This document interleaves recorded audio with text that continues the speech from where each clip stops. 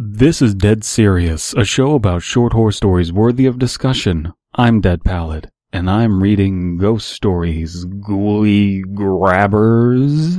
Today we're going to be taking a look at A Rest Stop on 75 by FireroseNekowolf.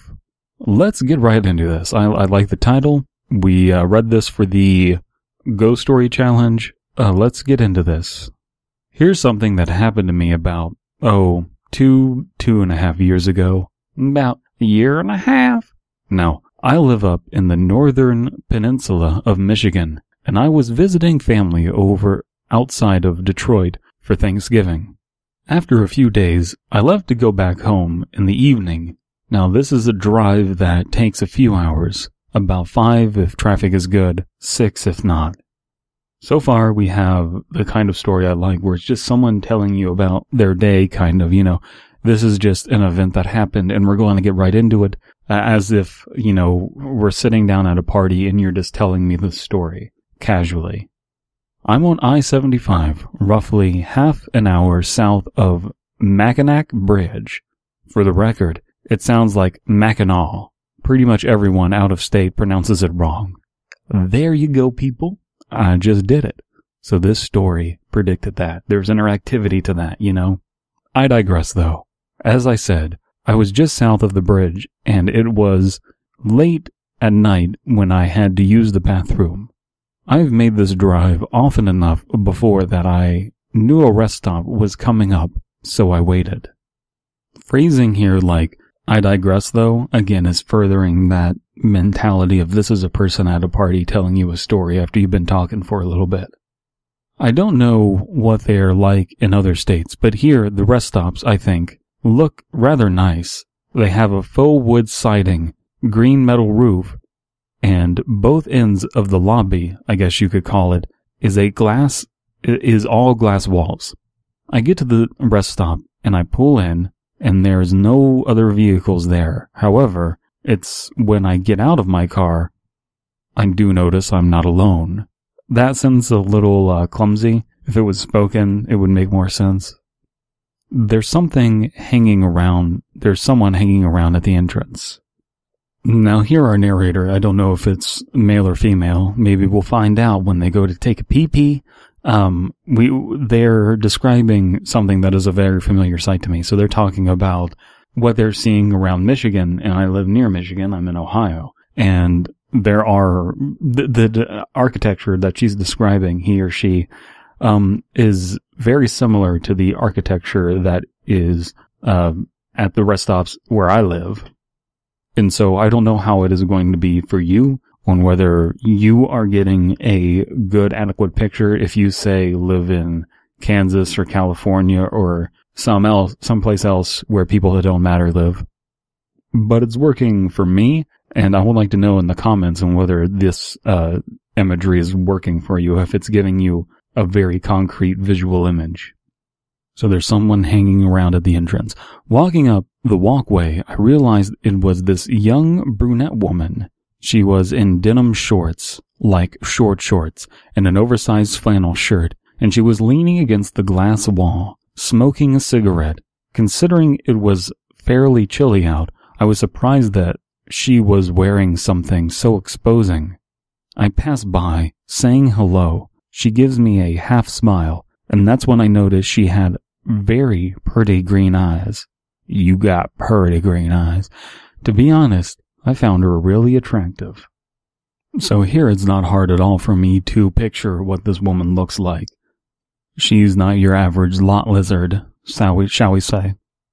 As I headed towards the bathroom, that's when things escalated from just needing to pee to things starting to move down below, to things starting to move down below. As averse as I am to the idea of using a public restroom to take a shit, if you have to go, you have to go. I was sitting there, Congress in session, when I heard the door open, and I was surprised to hear it was a woman's voice. So that's the best situation, is poop coming out of your bum when you hear a woman's voice entering what I'm presuming is the male restroom. Hey, cutie, do you need someone to help you out? She sounded quite flirtatious. So I'm assuming she was offering to help pull the poop out of his butt. I had my best suspicions when I saw her, and those suspicions were confirmed. I thanked her for the offer, but said no. And she rather flatly told me that if I changed my mind, she would be outside. So here we're using very commonplace euphemisms that make sense. Things like Congress was in session. That's, you know, the kind of stupid phrasing that people use for that. You know, the kind of euphemism that people from the Midwest use. Then you also have the, you know, my suspicions were confirmed. I had my suspicions and they were confirmed here. That is, you know, trying to be polite, trying to talk around the issue in the same way that a normal person would. Shortly after, I heard the door close again, and this time it was a guy who went to use the urinal. The door opened a third time, and it was the girl again. "Hey, big man, looking to score?" said the man. No, there was a brief pause. "What's your rates?" I imagined he was a bigger man. His voice was deep, but kind of gravelly. Sounded like a stereotypical trucker. This is a nitpick that I always have. It really gets on my nerves when people say X, but Y, but X and Y are related. Like, there's nothing weird about someone who has a deep voice also having a gravelly voice. So the phrasing in my mind should be, his voice was deep and kind of gravelly, but instead we have, his voice was deep, but kind of gravelly. That doesn't make as much sense, right? It would make more sense if it was like, his voice was light, but also kind of gravelly. It was fucking weird. Anyway, pressing on. 60 for a blowjob, 140 for fucking, anal is double. He agreed, and they left the bathroom when he finished.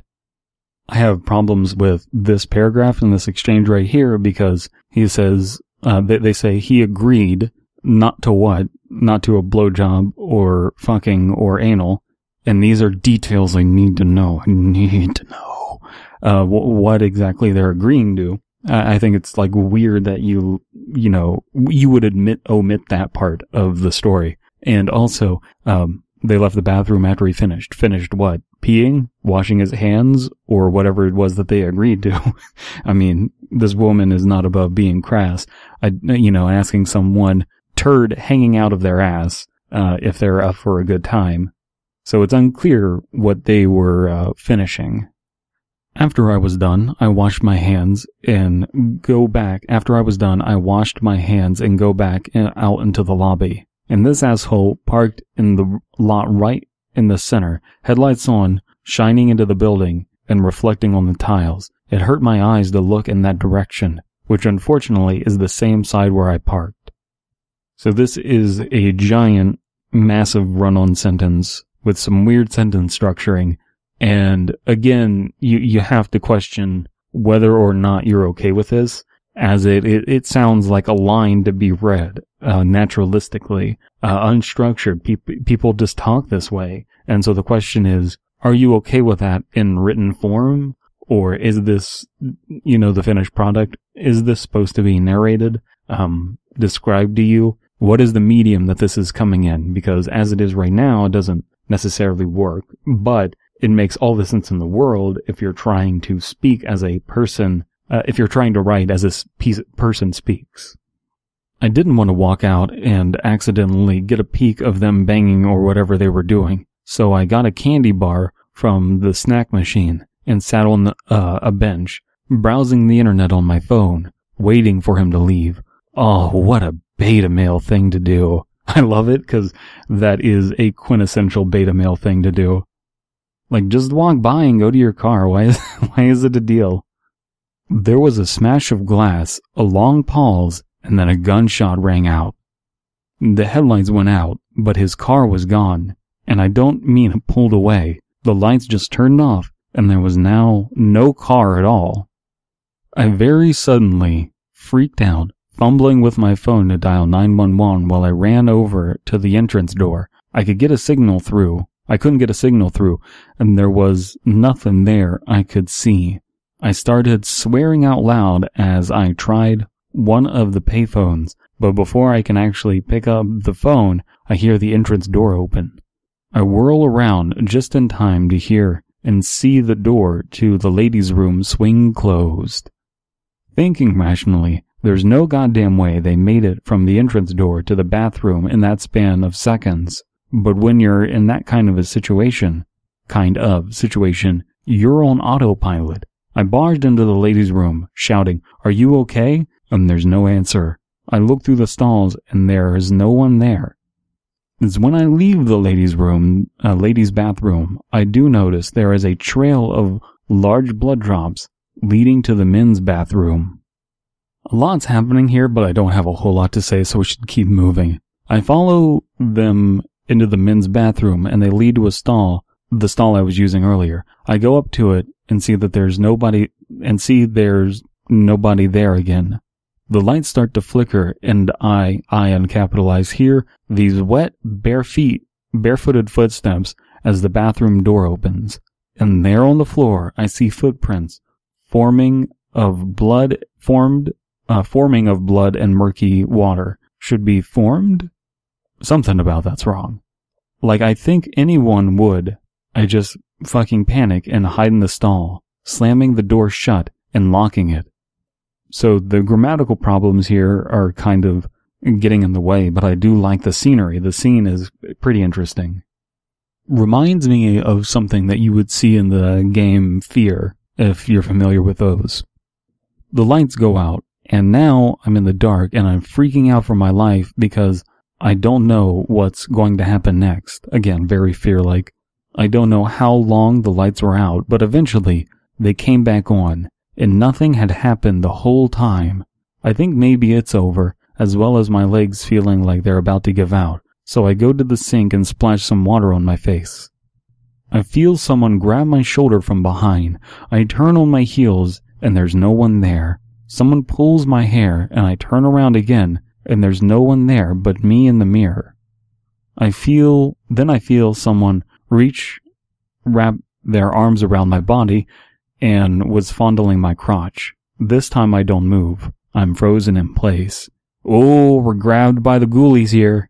Getting grabbed by the ghoulies.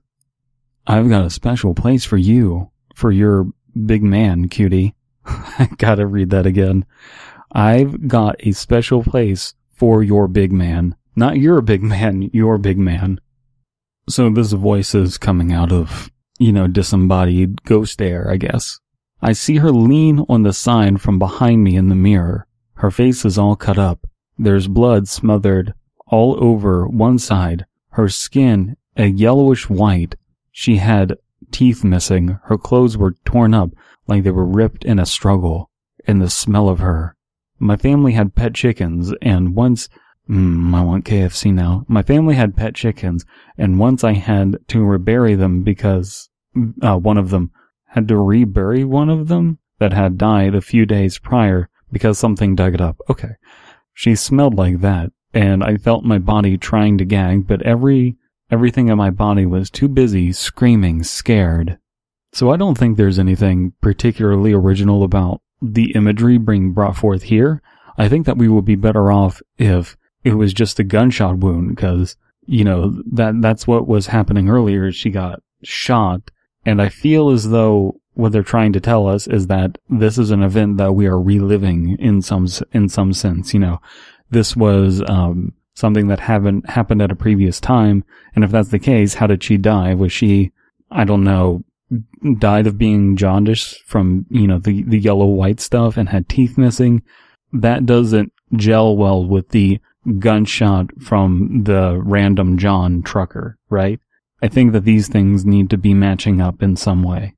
I somehow managed to reach behind me and push her off me, feeling how cold she was against my palms and fingers, and I sprinted out of there into my car faster than Usain Bolt himself. That's a cute little line. I tried to start my car, but it refused, but I kept trying over and over until finally I broke down and started crying, my head resting on the steering wheel. And that's when I noticed the yellow sheet of paper sticking out of my fly. It was a strip torn from the yellow pages of a phone book, an ad for Christie's Towing and Car Repair. I called the mechanic, and to my surprise, they were open. I told him where I was, and he joked that he's always getting calls from that rest stop. When I saw him pulled up, I was so relieved. I noticed as he was talking to me though, that he had those pretty green eyes.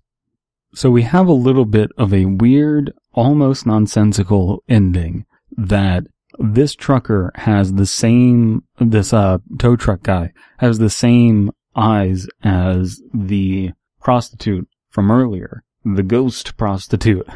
And what that means is kind of unclear. Does that mean that these two are related? That they are the same person?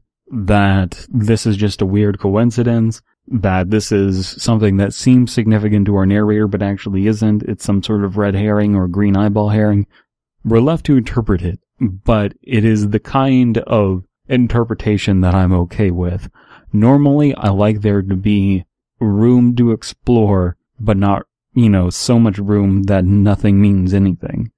I like the idea that this person ends up having, while they're having their dick grabbed, they're being given this torn up piece of paper from the Yellow Pages. That, I think, is just really cool. It works for me, even if the imagery of the prostitute being all yellowy and busted up doesn't make a whole lot of sense to me. Not sure where that's coming from, but we don't get any concrete answers about this story. We're left to wonder, a few different interpretations. Let me know what you think in the comments about this. Do you have a different interpretation than I do? I would like to hear that. Now, if you enjoyed that, consider helping out the community and supporting my channel. You can support the community by conversing in the comments below, going to toospooky.com, that's TOOspooky.com for more original horror stories, and checking me out on Undercooked Analysis for similar content. You can support me by liking this video, following me on Twitter and Tumblr, links down in the description, as well as my art page, which is also down below. Thank you for your time, and now on to our sponsor at this non-moment in time. Crunch Bar. Crunch Bar. Yeah, we couldn't think of a more original name for a chocolate bar either.